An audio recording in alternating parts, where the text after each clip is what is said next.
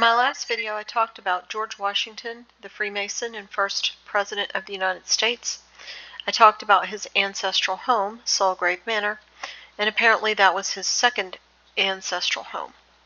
One of my UK commenters said this: Wessington, otherwise known as Washington, his true ancestral home is Washington Old Hall near Sunderland. They were a very influential family since before Alfred the Great.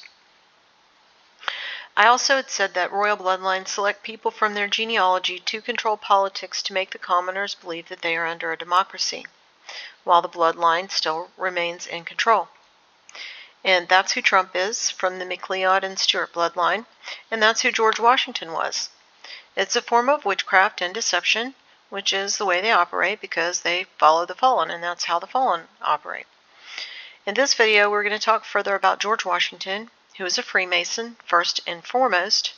Remember the oaths they take and what's on their tombstones.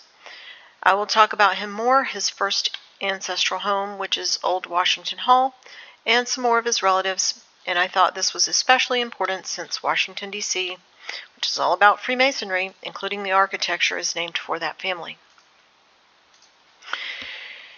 Here's the coat of arms of the Washington family.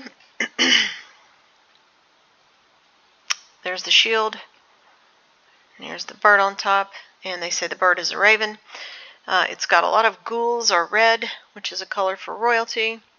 It has a crown on top of a knight's head or helmet, and then it's got the 3 stars and the stripes. And here is the flag of Washington, D.C.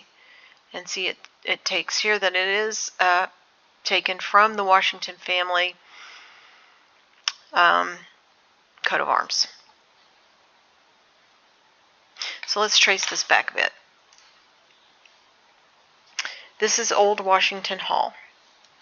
Some photos of it. It's now owned by the National Trust, and the National Trust owns a lot of stuff over there in England. All of that is controlled by the monarch.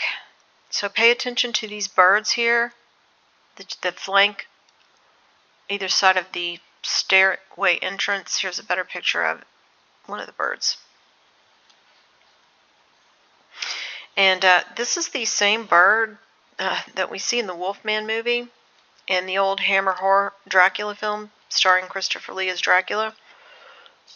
They make it a point to highlight this bird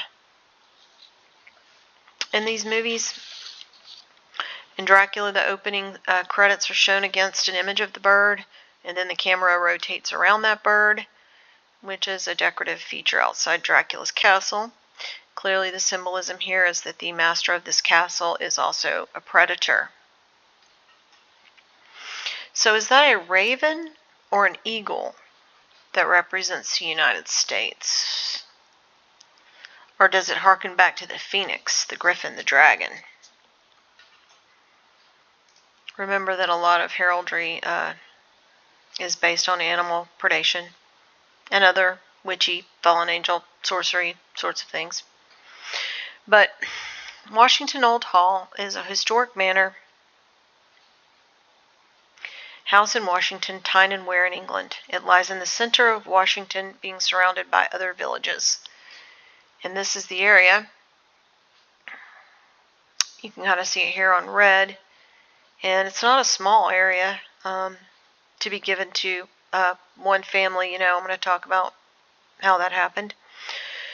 It says that the current building was constructed in the 17th century, but before that, there's been a hall on the site in some form or another for over 1,000 years. The earliest reference to that is a charter of 973 when it was a wooden building. It was first built in stone in 1183 during the reign of Henry II.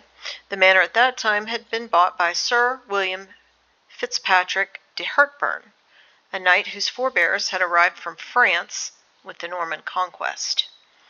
Sir William Fitzpatrick de Hertburn was the ancestor of George Washington, and he assumed tenancy of the Westington lands. So the name Washington comes from Westington lands, and that's what this area here is. These lands right here was what was given to him.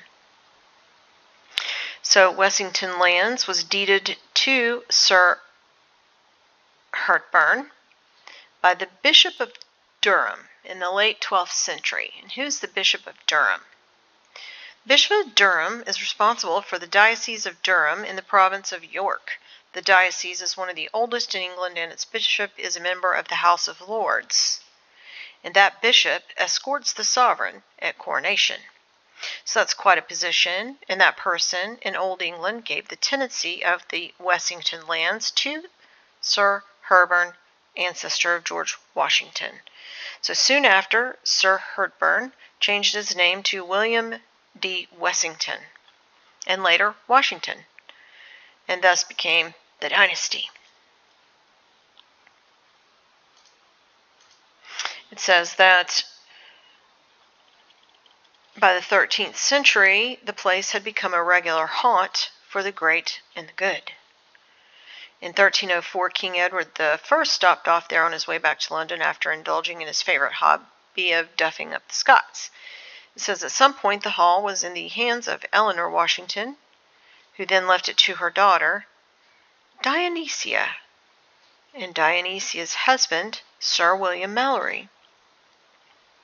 So Dionysia was Dionysia Tempest, and she was the last Wessingtonaire at the old Washington Hall in the 1500s. And Dionysia is a female derivation of the Thracian Greek god Dionysus. So why would someone name their daughter after a Thracian Greek god, which is really just a fallen angel? Why would they do that? Dionysia Tempest was the daughter of Sir William Tempest and his cousin, Eleanor Wessington. So Sir William married his cousin, and they named their daughter Dionysia after the Thracian Greek god Dionysus. And these are the relatives of George Washington that occupied this house. Okay.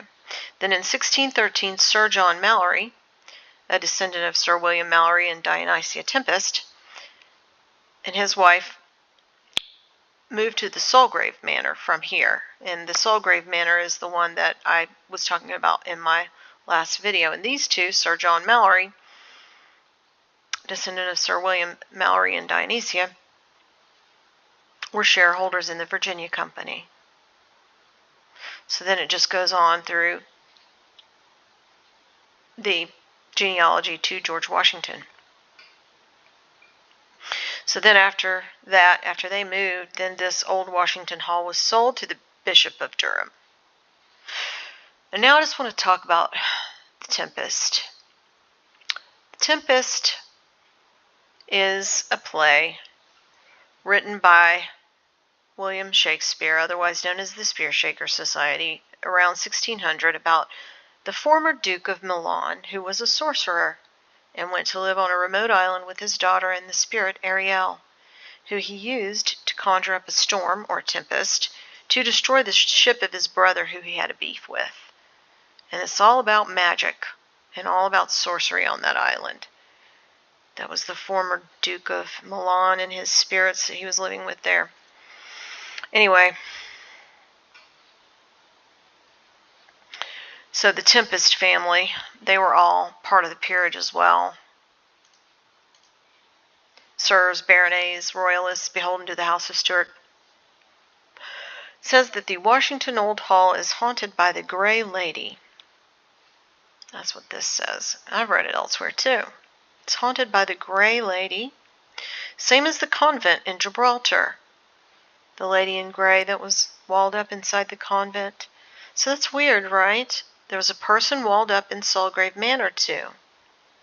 The subsequent home of Washington ancestors. Remember, that walling up is a form of sacrifice. And now you've got this Grey Lady, following that trail. So who is this demon? Apparently the Grey Lady is special to the occult. They refer to them as women who've died for love tragically. So that's to romanticize the demon, I guess. And this demon is seen throughout England in various places, and she's also in Harry Potter. The Grey Lady. Her name is Helena Ravenclaw. Ravenclaw. The raven is on the Washington coat of arms. That's what they say this blackbird is, the raven. And as I always say, you cannot separate the royals from the occult or their puppets. This never went away. This worship of the fallen, it's carried forward and pushed.